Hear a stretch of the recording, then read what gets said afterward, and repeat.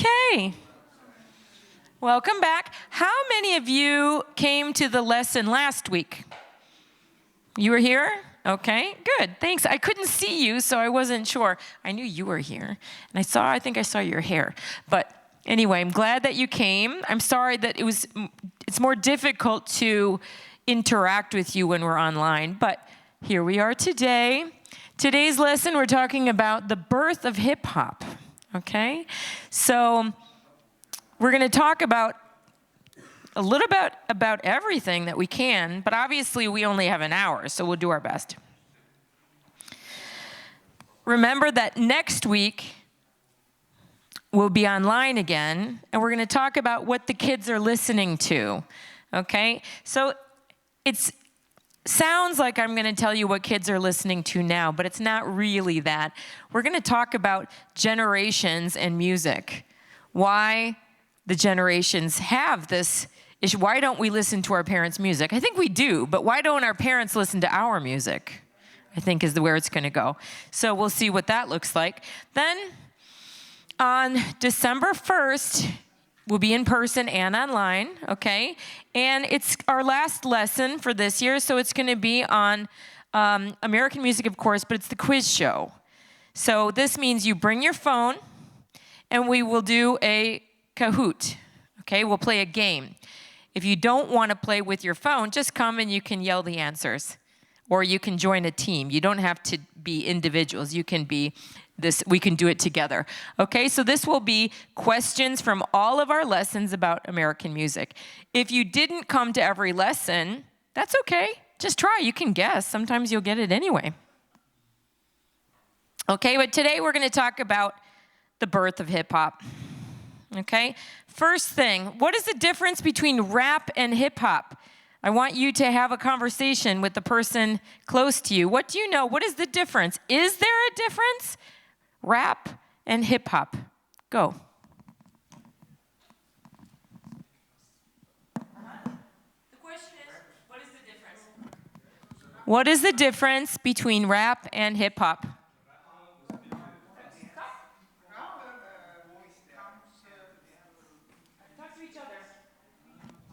Have a conversation, then I'll ask everybody. So you talk together, talk together, talk together. This is a moment, an opportunity for a conversation.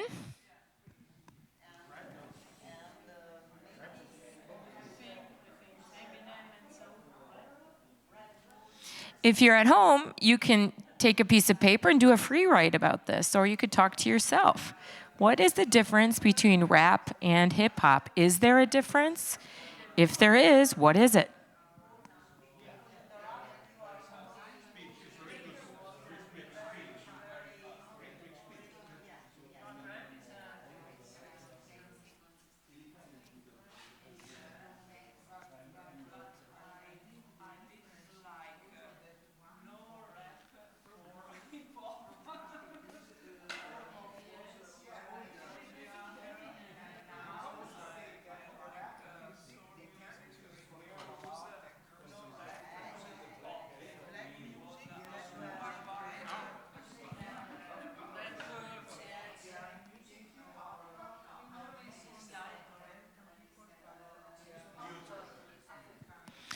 Okay, how many of you say, I don't like rap, I don't like hip hop?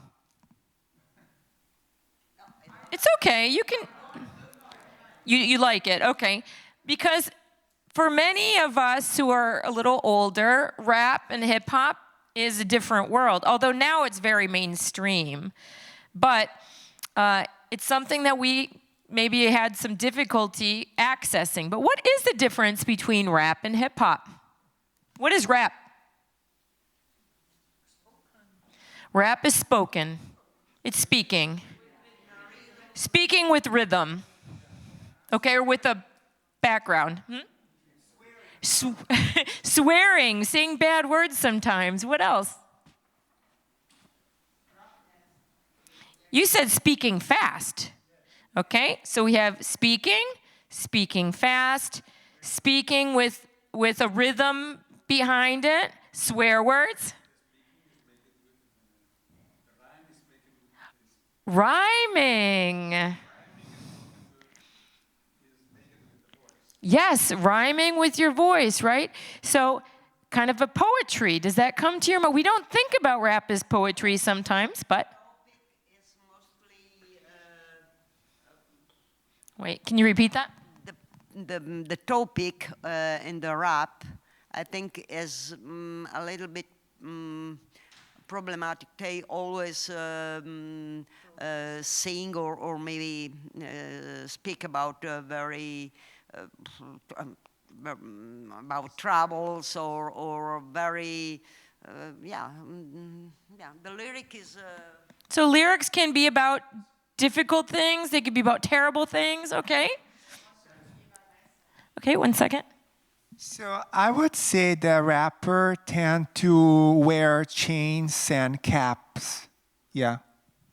Okay, so rappers have a certain look to them. Okay. Fashion comes through. Okay. Okay. But the difference between rap and hip hop, we still didn't get it. Anybody know? We got rap, but what is hip hop then? The guys are dancing on the streets. Dancing is part of it. They created the songs with other songs, and they change the rhythm. They extract the rhythm, and I think. Yeah, okay, so it's about music, it's about dance, it's true, it's true. So rap is exactly what you said. It's the speaking, okay? It's there's the person who raps is the person who sings or who raps in almost like poetry. Can be fast, it can have difficult themes, it can have swear words or not. It could be about something serious, it could be about something fun, but rapping is that. Some people, we learned about the crooners, okay? Rapping is another type of expression that you do with words. Hip hop is everything. Okay, so hip hop is a movement. It is a lifestyle, and it has 5 elements. I think we got a couple of them. Rapping was one element. You talked about the music, okay? So then there's dance. Different kinds of music put together, sure. Sampling, okay? And there's another element. You said it before. Fashion and it's related. It's dance, of course, yeah. And it starts with an A. It ends with a T. It has 3 letters. An A in English, like apple. Street. Art, thank you. Okay, so I'm just going to read. These are just quotes about hip hop. The first quote says, in rap music, even though the element of poetry is very strong, so is the element of the drum, the implication of the dance. Without the beat, its commercial value would certainly be more tenuous. Tenuous just means weak, okay? So we get some important things here. Poetry, dance, okay, beat, okay? Some of the words we're hearing again and again. Then, Kurt Cobain, who was, do you know Kurt Cobain? He was in the band Nirvana, not a rapper, but a fan of rap, said, rap music is the only vital form of music introduced since punk rock. Now, punk, we're also going to talk about because punk rock and rap were born together, okay? Punk, we could probably look at the birth of that as being more in England, okay? But there was definitely a punk scene in New York, and there was also a rap scene in New York, and they made friends that we're going to talk about later. So the fact that Kurt Cobain talks about it 10 years later, because he sees the connection between the two movements. Then we have Eminem. Sometimes I feel like rap music is almost the key to stopping racism. Who was Eminem? Who is Eminem? He's alive. He's a rapper. Yeah, he's a really important rapper.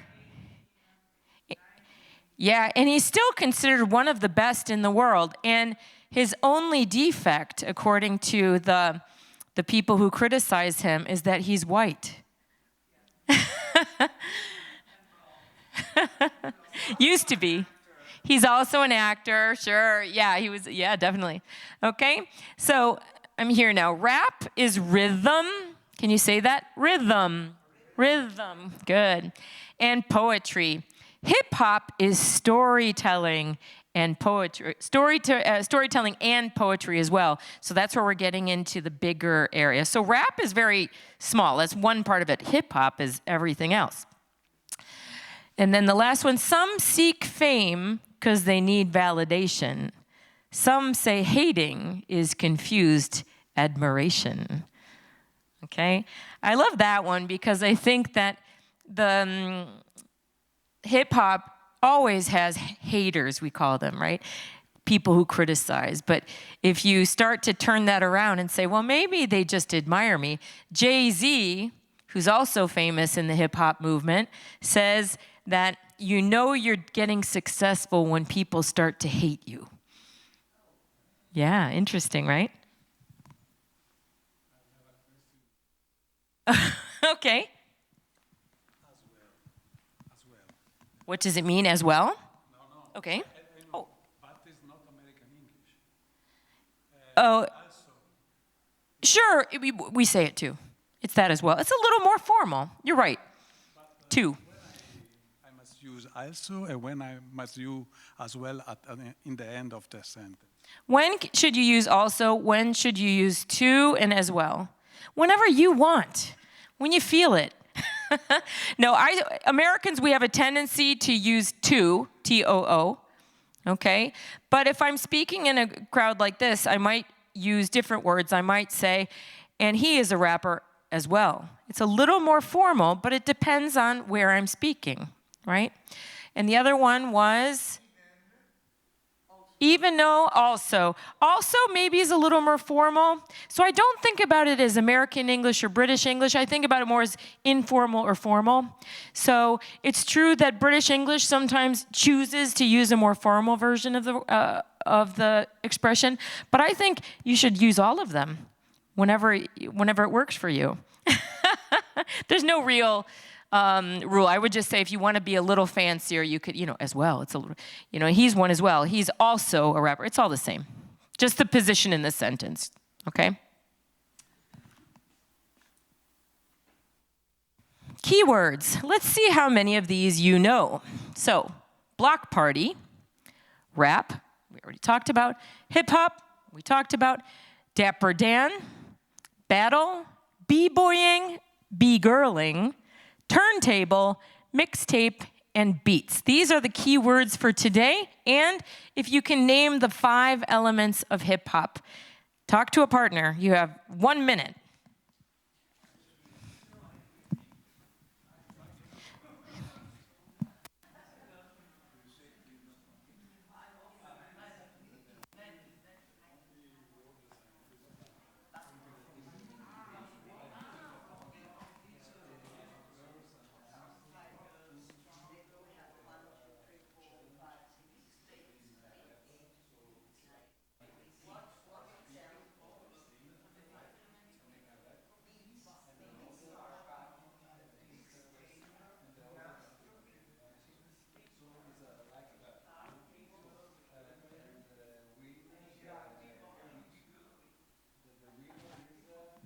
There's some new expressions here. You can tell it.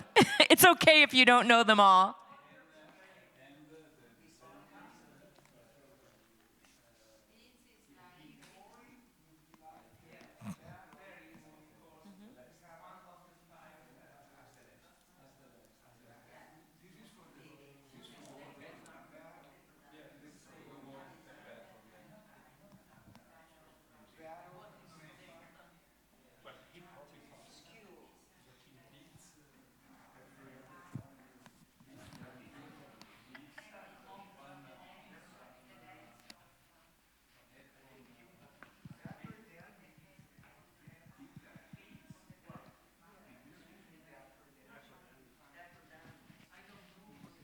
Dapper Dan is a person. Okay. Anybody know all of them? Okay, what ones do you know? A battle, okay. Sure, yeah, you can have a rap battle, for example. So we know the word rap. We talked about that before. I heard someone say turntable. What is a turntable? A record player. Okay? So when we use the word turntable when we're talking about a DJ normally, at my house it's just called a record player, but when you go to a party, sometimes they have the two turntables, and that's just the more technical name for it, a turntable, where you play your vinyl records. Okay?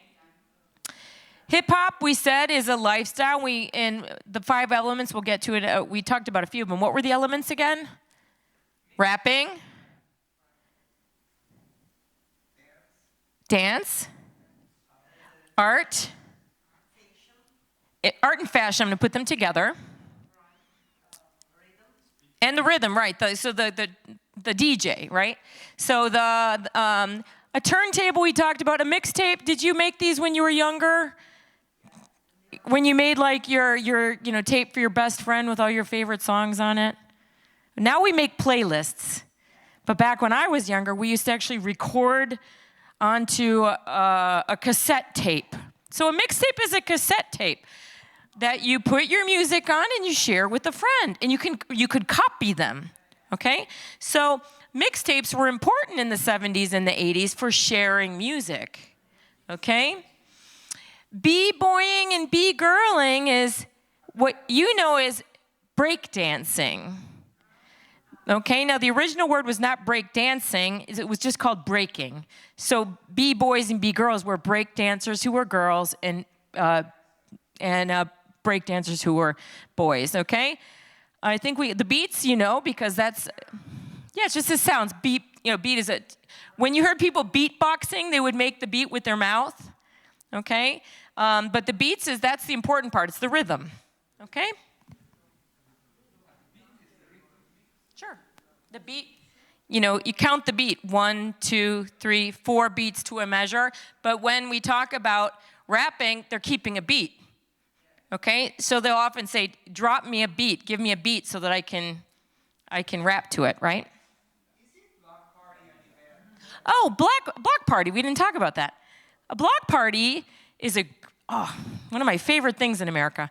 It's when, that in American cities, we have blocks, right? So 4 streets that form normally a square. So you have, especially in New York City, which is very much built on a grid, okay? And your block or your street may have a party. Everybody gets together, you decide, you close the street, everybody makes something, you have like a potluck lunch, and you have music, and you dance, and we still do them. In the street, on your street. And you just put, so you can put these things that'll say block party. You tell the police department first. You tell them that on this day you're going to do that. What? We live in Bolzano, but in another city, it's normal one neighbor party. Yeah, well, neighbors do. This is actually everyone on your street. So if you have a group of houses, everybody's outside together having a party. That's a block party. It was born in Britain many years ago. 100 years ago, well, probably, I'm sure, yeah. I mean, sure. We use them, at my house, we still use them. At my mom's house, they usually have it, they usually decide, one day in the summer, everybody makes an agreement and they're outside. Now, rap started in the South Bronx. We're going to talk about that today. So we're going to isolate on the southern part of the Bronx, which is a borough of New York. New York has boroughs. Okay? And there was something very specific happening in many cities in the United States in the 1960s and 1970s. So the Bronx is an example of this, but because it's a very extreme example of what was happening. In the 1960s in the Bronx, there was a population of mostly Irish immigrants, Jewish people. So it was Danish, probably not. It was the newer immigrants, okay, at that point. Or anyway, that was the most prominent. It was the Irish and the Jewish people, and also Black and Latino. Those were the main people. So it was a mixed area, okay. But what happened was the Bronx was actually a step up from Manhattan at that time, okay, because Manhattan had a lot of tenement housing. Tenement housing, what we would think of like popular housing. So if you moved to the Bronx, it was actually a desirable place to live because it was just a little bit, you're kind of moving up in the world, moving up on the ladder. But what happened in New York was in the 1960s, a mix of things, or many, many things that were happening. One is that development projects for creating buildings and creating housing were being focused in the poorer parts of Manhattan. So what happens if they decide to gentrify the area, right? I build beautiful housing, then the people who are living there can't afford to stay. So there was a large population change. The poor people of Manhattan moved to the Bronx. Okay, so the Bronx that already had a mixed group, but there were these sort of waves of the poorer people coming from Manhattan. At the same time, there was an economic crisis because of a decline in manufacturing, okay? So no jobs. And this wave of people coming from somewhere else, which led out. And at the same time, there was a construction of the expressway, which is the highway, okay? So all these factors together created the conditions where white people started moving away to get away from what they, more people come in and that, oh gosh, no jobs, poverty's up, people go where they can afford to go. And that meant that the people who could afford to leave, which is mainly white people. Why? Because white people had the advantage of being able to ask for loans. They could get housing. This was a period that nobody was talking about redlining yet. Do you know what redlining is? Redlining is when you decide that in a certain area you will not give people loans or insurance to segregate. So with that, building that highways in America tend to divide cities so that, the white people are over here, the black people are here, the Latino population is over here. So what was left in the Bronx were the poorest people who couldn't leave, okay, with no jobs. And not only that, the government who was supposed to be taking care of them, there was this is also the mix of factors. We can't say it's the landlords or it's the tenants, or there was actually a study that now they're saying, because it was called the Decade of Fire. The 70s in the Bronx was called the decade, 10 years of fire, because there was a push to save money in the government. So they did a study to see where they could save money. And they decided that, and it turns out that the algorithm was not quite fair, but they decided to close all of the fire departments in the Bronx. And so what happened was that nobody was investing in those poor areas, right? So if you are a property owner, and you're not getting help, right, nobody's investing. So what did the property owners do? Decided to start just setting fire to their building so they could get the insurance money. Yeah, this is real. Or just abandon the place. Okay, so you have all this abandoned, and people are not being taken care of. And there are a lot of fires too, because you had poverty, right? Where there's poverty, there's also people, like if you're they call them, you go from being a property owner to a slumlord. Okay, a slumlord would be someone who's an owner of a property that doesn't make you any money in a poor neighborhood. So they're not investing in making sure that your heating system is the best. So people are heating their houses with gas stoves, and so fires and there's also the problem of substance abuse. The number one reason that fires were breaking out in the 1970s was because people were falling asleep with a cigarette in their mouth. Okay, so all of these things created, a situation where the people who were there, who wanted to take care of their neighborhoods, but just didn't have the conditions to do that. But you also have something similar was happening at the same time in England, right? So the punk rock movement was born at that time when kids didn't have anything to do. They didn't have, they felt disillusioned by school. They're dropping out, but they're creating great art. And that was ready to happen to us too in New York. So I want to show you a quick video. Is that okay?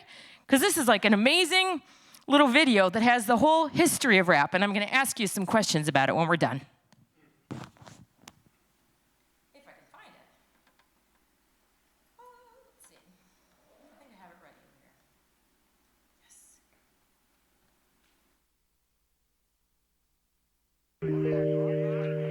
Our story starts in the South Bronx, New York City, USA. It's the early 1970s, and a young DJ is about to change the course of music forever. And it all started with 2 turntables and a microphone. Picture the scene, we're in the Bronx. The DJ's playing funk and soul songs, and tonight he has a new trick up his sleeve. He's pioneering a musical technique, and it's never been done before this. You know how most songs go verse, chorus, then there's a little instrumental break. Well, that's the part that the DJ is gonna take, and he'll play just that on the first turntable, then switch to the second and play it once more, then play it again, and right there the sound of hip-hop is born. A continuous rhythm is made when the same part is repeatedly played, and the record spins round like a hoop. It's called playing a break beat on a loop. DJ Kool Herc was the creator, living in the Bronx and born in Jamaica. That's where he learned about a thing called toasting, and he used it at the parties he was hosting. It's where someone speaks on the mic on top of the music to get the crowd hype. To the beat they would stay in time, and to make it memorable they'd make it rhyme. This was the birth of the MC. It's how rappers we know it came to be. Its popularity would grow and grow. Before we continue, you need to know about DJ Kool Herc, DJ Hollywood, Coke Loud Rock, Grandmaster Flash. This new sound took the city by storm. It was the rise of the rap art form. It wasn't only at parties anymore. Now rappers went to the studio to record. The first rap songs ever were released. It was the late 1970s. The beats were catchy, the rhymes were simple. Sugar Hill Gang released their first single. It was a song called Rapper's Delight. It shot into the charts, rap reached new heights. Then a song called The Breaks by Curtis Blow went top 5. So you need to know about Fab Five Freddy, Kool Mo D, Salt and Pepper on DMC. Now rapper proved it could be commercial. Its appeal was clearly universal, but rap was changing and beginning to mature. The sound got harder, the beats more raw. The rhymes became more complex and lyrical, more meaningful, more real, more political. Out to upset the status quo, it was the golden age. So you need to know about Nas, Rakim, LL Cool J, Wu-Tang, Public Enemy, Big Daddy Kane. Now rap was born in New York, that meant the East Coast had most of the success. But in the 90s new stars were born, especially in California over on the West. And the style was fresh, it was a new vibe, but there was tension growing between the two sides.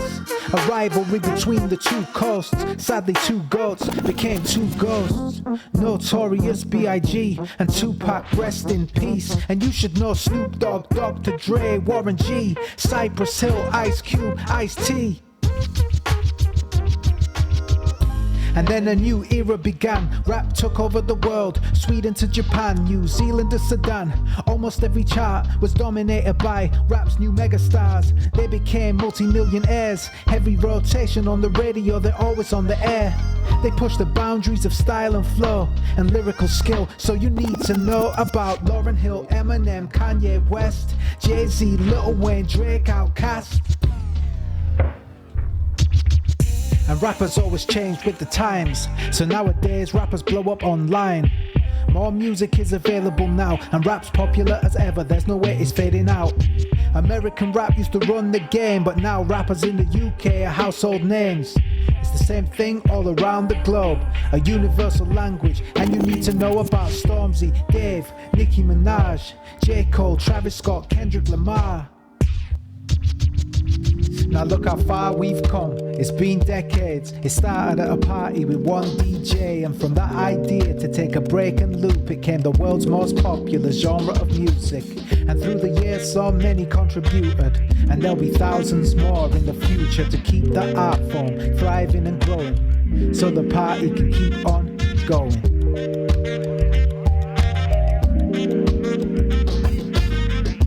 Fun. Isn't that great?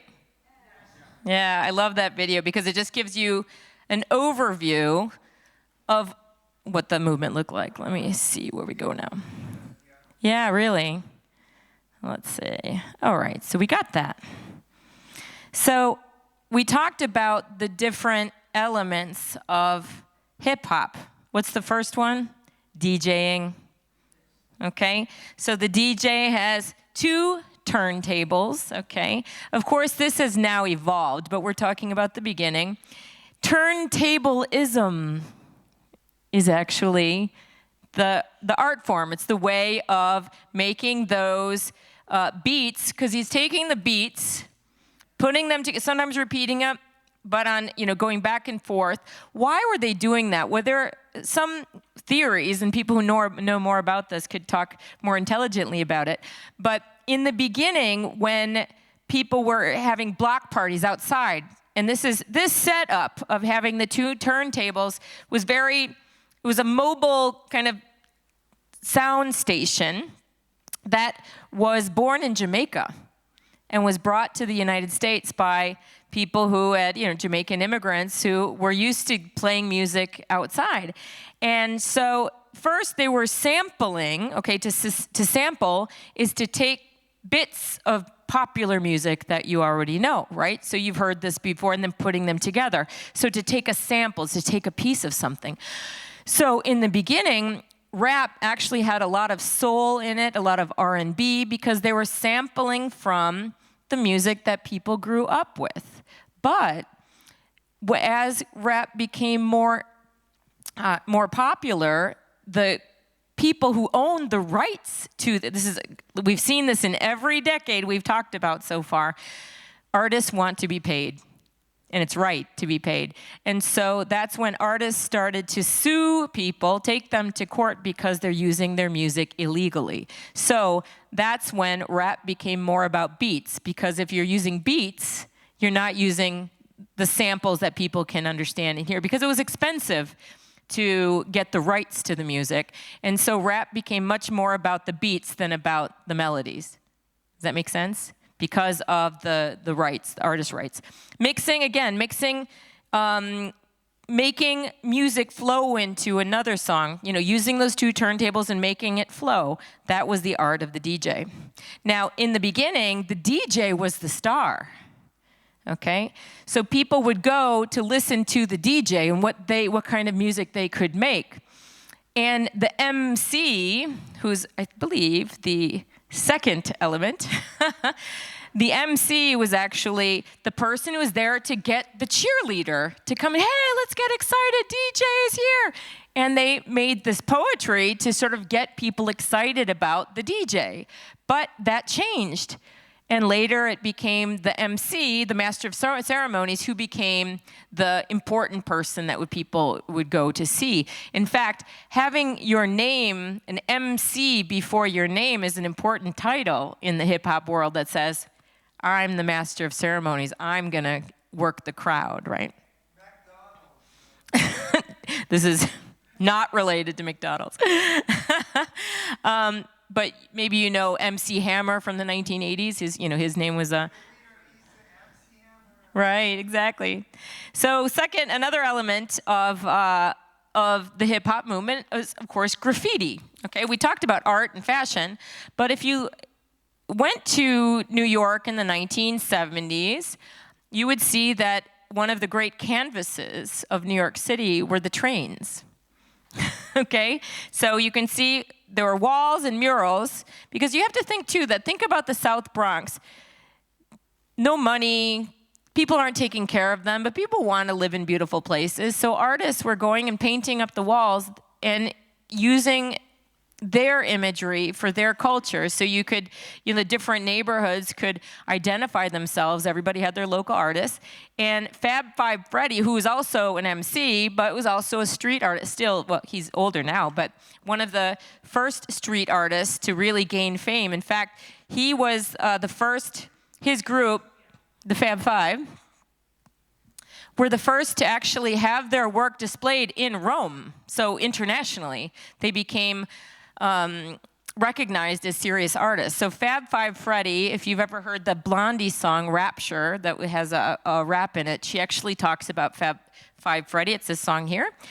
But there's also Jean-Michel Basquiat, who's also, you probably heard of him. He became very famous, died very young.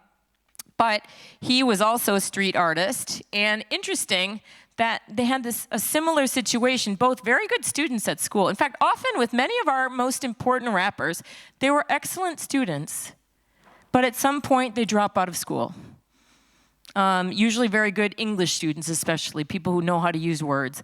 And both of these men were good students, but they just didn't continue. And they were both ended up in a special program that started in the 1970s in New York that took people who intelligent kids who were not successful in just the regular school wasn't right for them. It was called the City as School.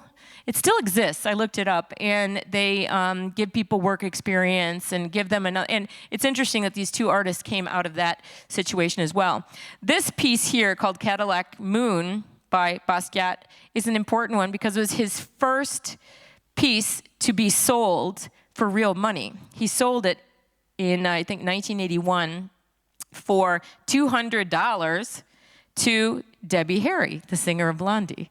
And she bought it because she was really into hip-hop. She was a punk rock singer, right? Her group, Blondie, was part of New Wave and punk.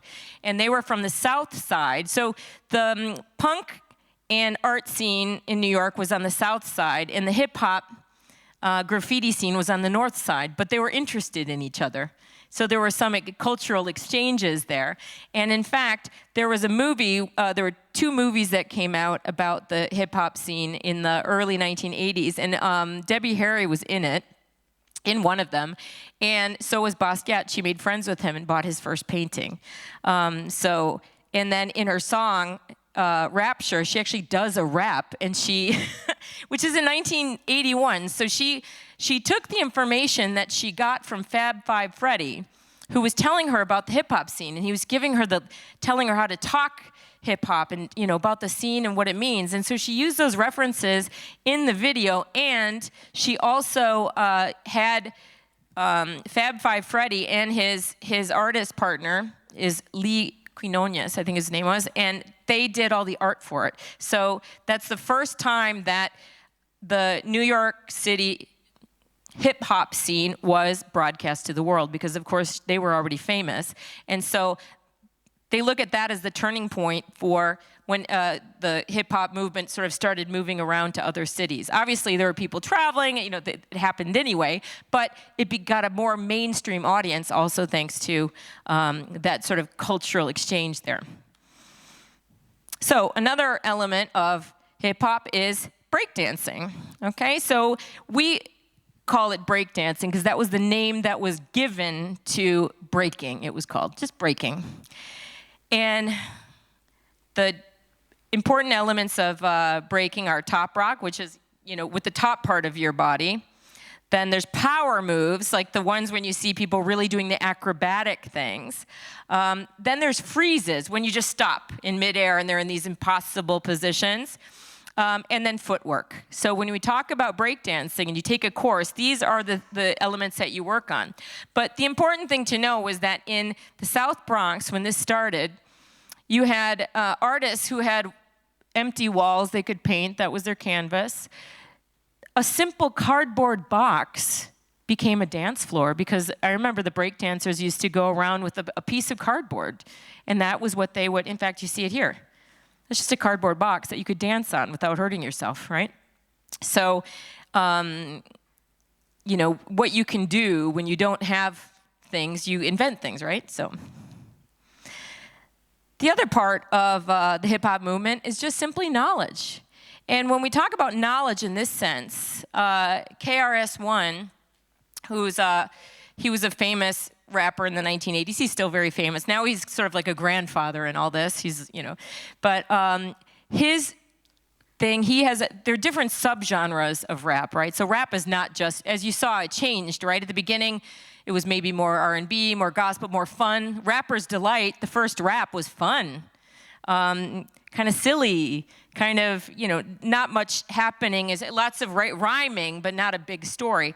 Then we have gangster rap, right? As the rap moved to the different areas, then you had real, because what happened in these poor areas is there was no law enforcement. So gangs, of course, became like the local police.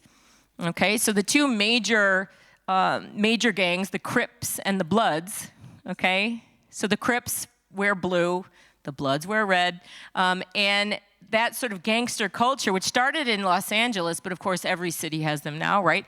But those kinds of rivalries between neighborhoods and between different groups and subgroups, because there's not just one Crips and one, but it depends on a lot of things. So there are big stories about people, dying, about getting killed, rappers being killed because of this gang violence, right? That spilled over into the music, right? If you know about Tupac Shakur, for example, Notorious B.I.G., both of them killed in very unresolved murders that had to do with that. Then you have KRS-One, who says, you know what? I think we can do rap a different way. And he called it conscious rap. So conscious rap, I wanted to concentrate on it for a little bit because it's different than the stereotype we know about rap. Remember we talked about rap with swear words and with... So KRS-One decided that maybe we need to use rap to educate people and to uplift them, okay?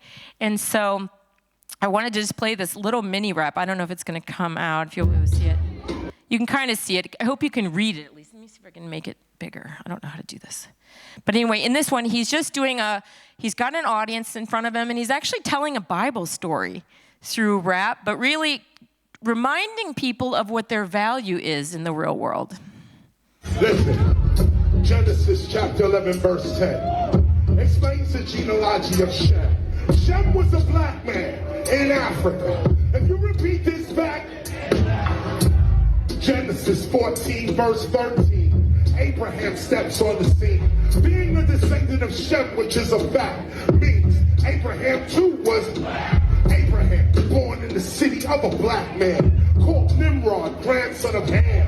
Ham had 4 sons. One was named Cain. Here, let me do some explaining. Abraham, Isaac was Jacob had 12 sons, for real, and these were the children of Israel. According to Genesis chapter 10, Egyptians descended from Ham. 600 years later, my brothers, read up. Moses was born in... Interesting, right? We don't tend to think about rap as being about the Bible, but here you go, right? So in the 1980s, it's also true that hip-hop movement also started to think about the origins. Where did we come from? Is it fair? Why are we being treated this way? Where is our value? And looking for an identity and creating that in the 70s, even I think it was, I'm trying to remember who it was now. If it was KRS-One, whose parents were in the Black Panthers, who were like a militant group, who were interested in identity and black identity, etc. So KRS-One, there's a nice little interview here that's in your lesson if you want to watch it. If you watch the PDFs, I'll make sure you've got the link if you want to watch the actual interview with KRS-One. Then, so the knowledge part, let me go back to it just for a second. So when we talk about hip-hop culture, there is something that happens to all music. We've seen this in every single genre that we talked about. When music becomes commercial, it loses something, right? When music gets commercial, it becomes very targeted towards a certain group. It becomes segregated. We saw this in everything. When we talked about jazz and swing, that was mixed. It was black and white people together. But for some reason, country music, same thing. When it became popular, it became white people music, okay? Soul and jazz became black people music, right? But actually, all of these genres were made because of the interplay between different types of musicians.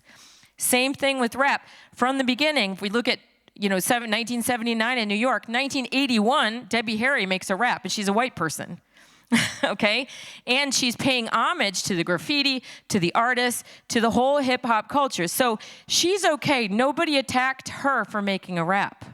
But 10 years later, when there was a rapper called Vanilla Ice, dun, dun, dun, dun, dun, dun, dun. Remember that song? He was sampling the song, the Queen song, right? And he was not appreciated because the feeling was that he was missing the last element of hip hop, which is knowledge.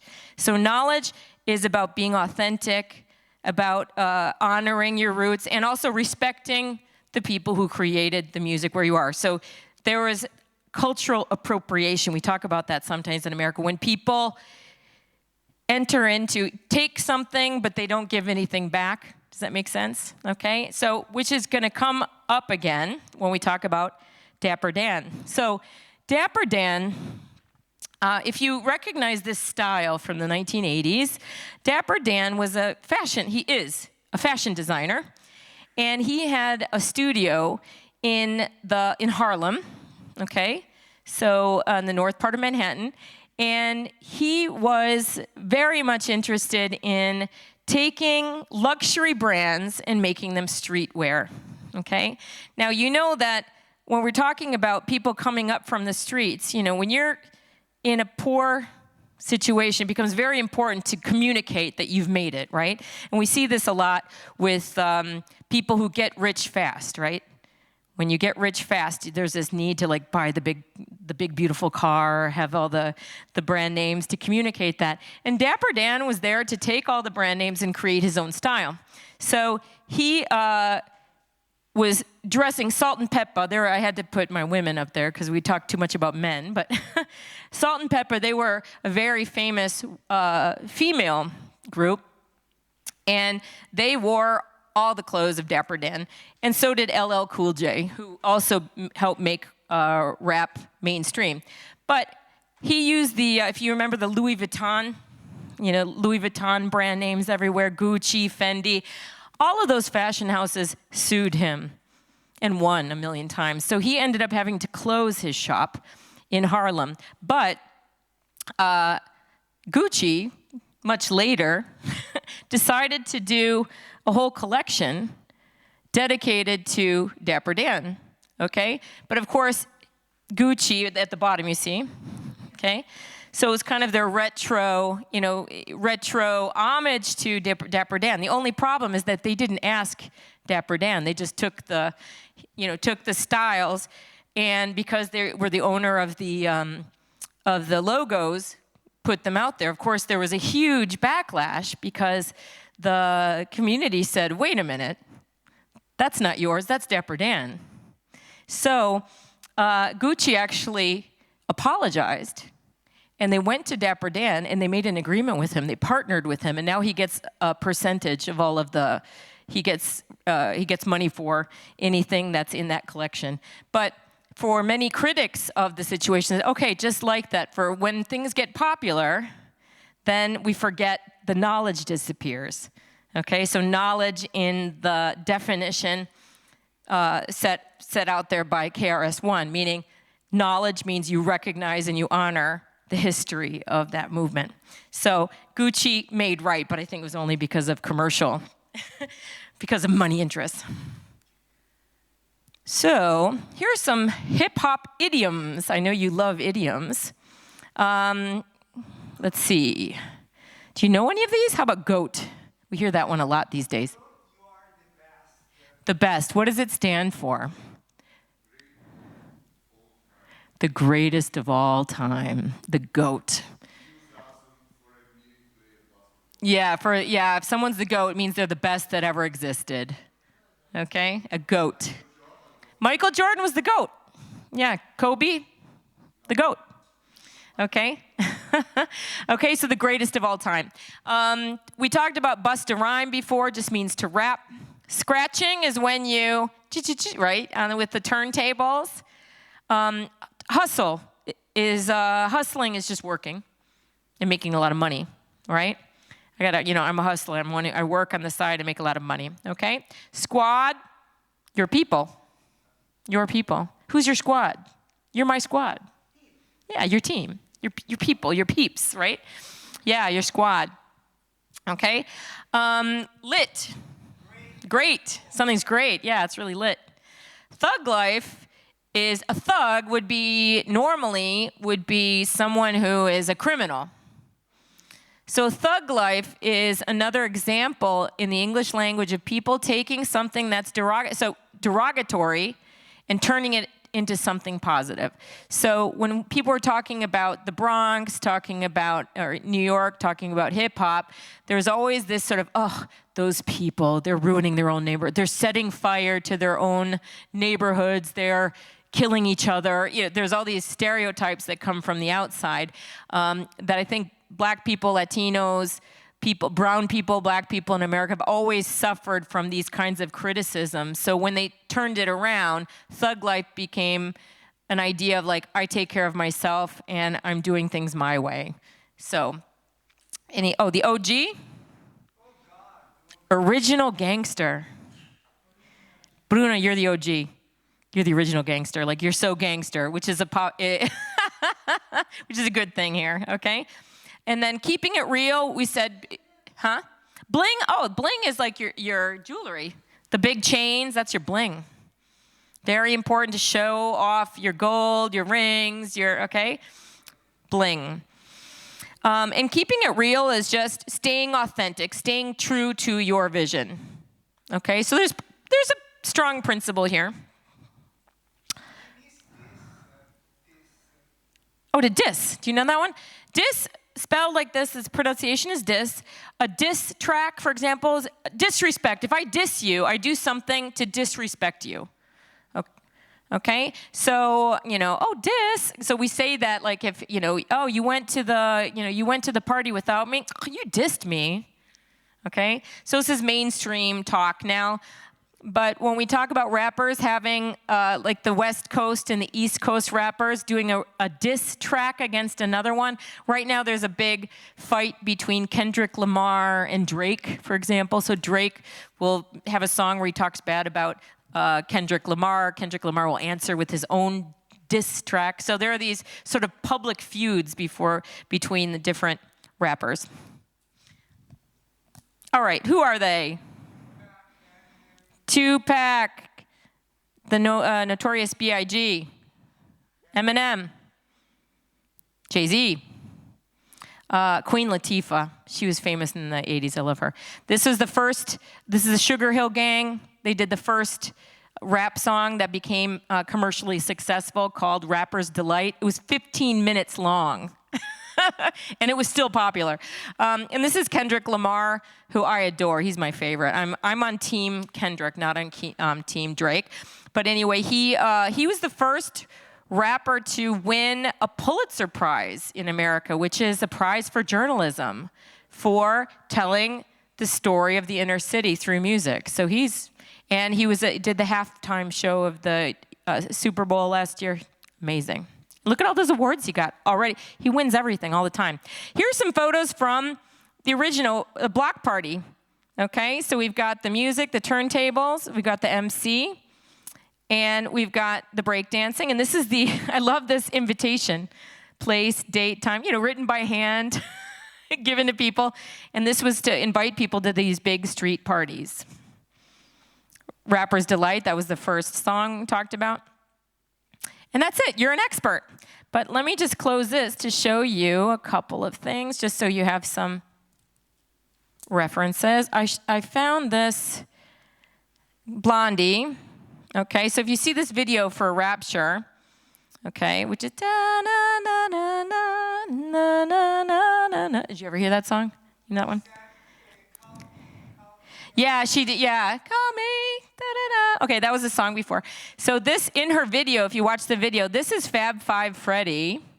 This is the guy. They're both graffiti artists, and this was his partner in crime and in rapping. So you can see Fab Five, but they created this wall for the video. It's not a real wall. And in the same as him, you can see a video of an interview with him. And this is actually Jean-Michel Basquiat with her. He's playing. He was supposed to be.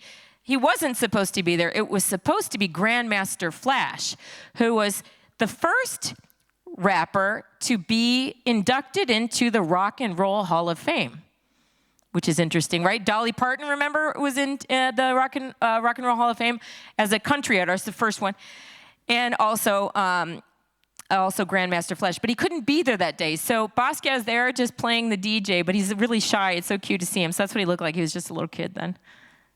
But he's playing the DJ in the video. And this is, she was interested, she had gone to a party in the Bronx, and so she was interested in street art and in the whole movement. So she asked them to participate in this video. So I love that. And you can see them, that's Fab Five Freddy at the end dancing with Debbie Harry. She was so gorgeous, wasn't she? So that was just recreating the scene from then, and she even makes the reference in the lyrics. If you look at the lyrics, and she uses the slang from the time as well, because she says, "Fab Five Freddy tells me everybody's fly," meaning everybody's fast. And Grandmaster Flash, she talks about too. So you can see what that's out. Then Rapper's Delight. These are the words. Look how long it is. Okay, so you can see the video. You saw this, the history of rap. We saw this. This is the KRS-One interview that I'll put in the lesson. This is Grandmaster Flash back then. Yeah. Okay.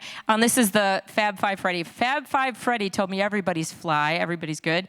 DJ spinning. I said, my. Flash, meaning Grandmaster Flash, is fast. Flash is cool. François, c'est pas flashy, no. Okay. She always puts French in her words. But that little shout out to Fab Five Freddy changed his career. In fact, he still thanks her for that because it made his art rise to a higher level, and he became famous internationally thanks to that song. These are some photos of the Bronx in the 1970s. I told you about how it was burning. So you can just see what it looked like. I mean, if you just do... Yeah, I think now it's... Well, the problem now is that Bronx is now... The same thing is happening again that happened in Manhattan. Now everybody wants to live in the Bronx. So there's the same thing of poor people are always getting chased out so that we can make these beautiful apartments. So the same kind of migration is happening again, unfortunately. Okay, that was a Blondie. And I think that is it. Oh, there's a documentary called Decade of Fire, which has just come out, and it's won some important awards that talks about what really happened in the Bronx in the 1970s with all those fires that I was telling you about. So if you're interested, there's a lot more work to do. So I hope that if you're I hope it changed your mind a little bit about rap, especially if you don't like rap. I hope that you'll appreciate the movement around it because I think it's so fascinating. Did you like it? Interesting? Great. Well, thank you. I think you're done for today. Good job. You're an expert.